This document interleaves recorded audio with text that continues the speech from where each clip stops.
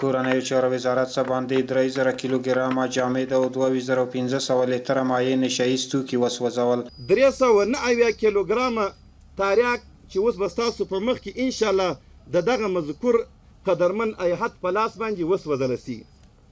615 کیلوګرامه هیروین دا به انشاءالله وسوځلی سي او 945 کیلوګرامه چرس او 18 کیلوګرامه ټاپکټګا او 143 کیلوګرامه شیشه او 5812 الکولي مشروبات لیتر الکولي مشروبات او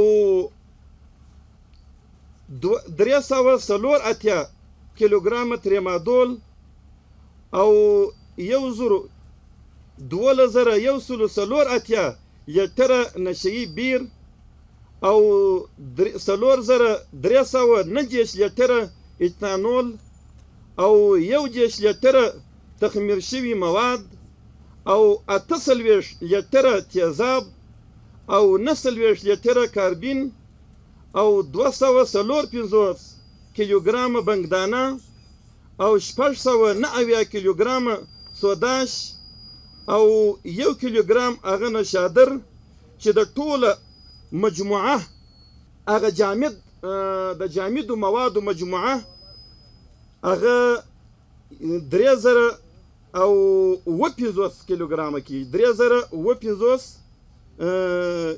ګرامه کیږي او 915 اعشاریه او هغه چې هغه جامد مواد نه دي هغه 22513 کیلوګرامه هغه مواد دي. د کورنیو چارو وزارت مخدره توکو پر وړاندې د مبارزې معاینیت اړوند د هیواد د مرکزي زون د څو ولایتونو څخه دغه نشه ییز او کیمیاوي توکي د بېلابېلو عملیاتو په لړ کې د اسلامي امارت د واکمنېدو راپتې خوا نیول شوي وو چې نن د کابل ولایت د سبز ولسوالۍ په یوه لرې پرته غرنۍ سیمه کې وسوځول شول. په دغه نشه ییزو توکو کې تریاک، هیروین، چرس، تابلیټکا، شیشه، الکول، ترایمادول، نشه ییز بیر، ایتانول، تخمیر شوي مواد، تیزاب، کاربن، بانګدانه، سوداش او نوشادر موجود وو.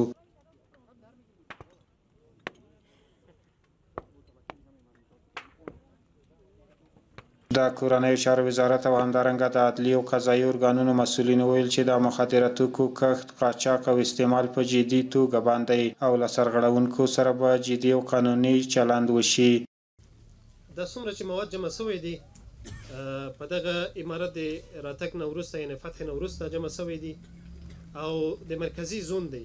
هیواد په کچه موږ 22 زره ډېر عملیات درلود چې څه د پاسه 10 زره کسان نیول شوي دي خو د دغه مشخص نشته دی. تر اسلامي امارت دې ته ژمن دی او کلک هوډ لري چې هیڅ چاته به د نشه یي توکو په برخه کې اجازه ورنه کړي ځکه نشه یي توکي د اسلام د مقدس دین لخوا یو نامشروع او یو ناروا عمل دی. زموږ د ټولنې او زموږ د ځوانانو په ګټه نه دی. زموږ ځوانان زموږ قدرونه له منځه وړي او له هلاکت سره یې مخامخ کوي.